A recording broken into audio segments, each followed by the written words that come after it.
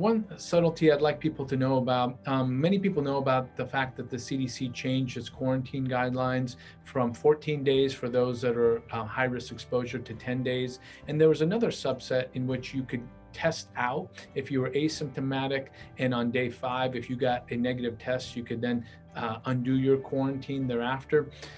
One subtlety that people need to bear in mind, the type of tests that you get is important because not all tests are created equal. And we have a new study that was published from the CDC in their MMWR newsletter that revealed one antigen test, the Sophia antigen test, really only had a sensitivity of 41% for people that were asymptomatic.